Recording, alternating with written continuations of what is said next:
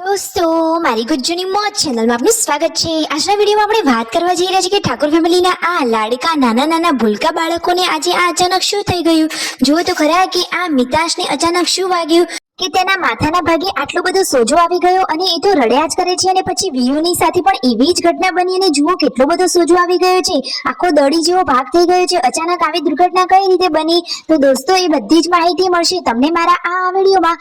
મારી ચેનલ પર નવા હોય તો ચેનલને ફટાફટ લાઈક શેર એન્ડ સબસ્ક્રાઇબ કરી દો। Full video in Thakor family blog channel દોસ્તો ફૂલ વિડીયોની લિંક ડિસ્ક્રિપ્શનમાં મૂકેલી છે, ત્યાં જઈ તમે આખો વિડીયો વોચ કરી શકો છો। આવી ટૂંકી ટચોકડી લાઈવ લેટેસ્ટ ટ્રેન્ડિંગ માહિતી મેળવવા માટે કરી દો મારી ચેનલને ફટાફટ સબસ્ક્રાઇબ। તો ચાલો દોસ્તો વધારે રાહ ન જોતા આપણે વિડીયોની શરૂઆત કરી દઈએ છીએ।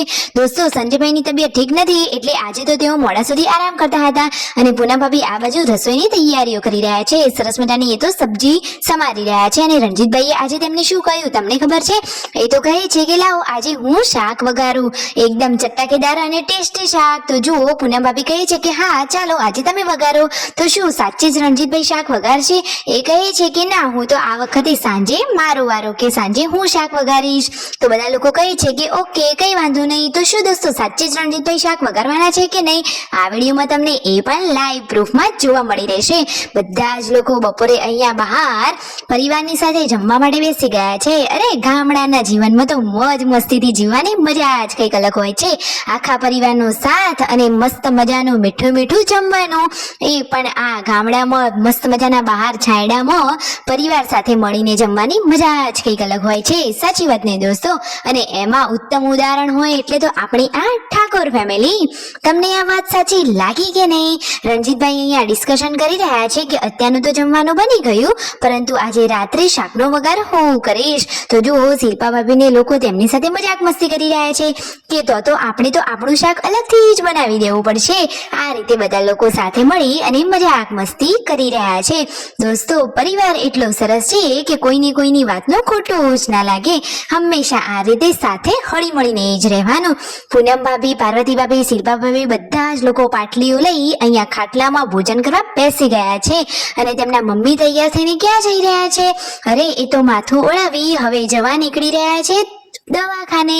દોસ્તો તેમના દાંતની દવા લેવા માટે તેમને હોસ્પિટલે ડોક્ટરે બતાવવા જવાનું કહ્યું હતું। તો જુઓ એ તો કહે છે કે હવે મારે દાંત પડાવી નથી, બીજું કઈ સોલ્યુશન કરીએ। તો ફાઇનલી દવાખાને પહોંચી ગયા છે અને ડોક્ટર સાહેબ હવે તેમની ટ્રીટમેન્ટમાં આવે એટલી જ વાર છે। શિલ્પા ભાભી તેમની સાથે ગયા છે અને ગુડ્ડુ પણ ગઈ છે। તો લો હવે તો ડોક્ટર સાહેબ આવી ગયા। તેમના મમ્મી કહે છે કે મને તો બીક લાગે છે। તો ડોક્ટર પણ રમૂજી છે, એ કહે છે કે બીક મારે લાગે છે કે આ મશીનોની લાગે છે કે દાંતની? આ રીતે મજાક મસ્તી કરી અને પછી તેમની આ દાંતની તેમને સારવાર કરી।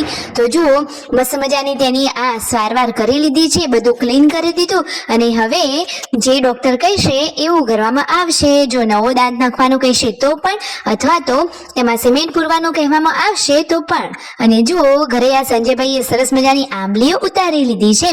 ગોરસ આંબલી જોતા જ મોઢામાં પાણી આવી જાય। અને આજે તો જુઓ તો ખરા પાર્વતી ભાભી અને રણજીતભાઈના લાડકા આ મિતાંશનું કામ, એ તો આજે ધાબા ઉપરના પગથિયા ચડી રહ્યો છે। જુઓ તો ખરા હજુ પગેથી ચાલતા ઊભો થયો નથી, છતાં તેને ચાલવાનો બહુ જ શોખ। અને દોસ્તો આજે તો મસ્તી કરતા તેને તો જાતે જ માથું ભીસકાવી દીધું અને જુઓ તેની માથાના ભાગે વાગ્યું। તો જુઓ સોજો આવી ગયો છે અને એ તો રડી પણ રહ્યો છે। અરે રે આવડા લાડકા મિતાંશ સાથે આવું કેમ થયું? અને બીજી દુર્ઘટના એવી બની કે એ જ દિવસે ને એ જ રાત્રે આજે વીયુ સાથે પણ એવી ઘટના બની, વીયુ પણ પડી ગઈ અને જુઓ તેની માથામાં કપાળના ભાગે જોરદાર મોટો આ સોજો આવી ગયો છે। તો જુઓ તો ખરા કે તેનો ચહેરો આખો જ બદલાઈ ગયો છે, તેને વિચારીને દુખાવો પણ થાય છે। તો ફટોફટ મટી જાય એવી જ પ્રાર્થના। વિડીયો ગમે હોય તો કરી દો લાઈક શેર એન્ડ સબસ્ક્રાઇબ।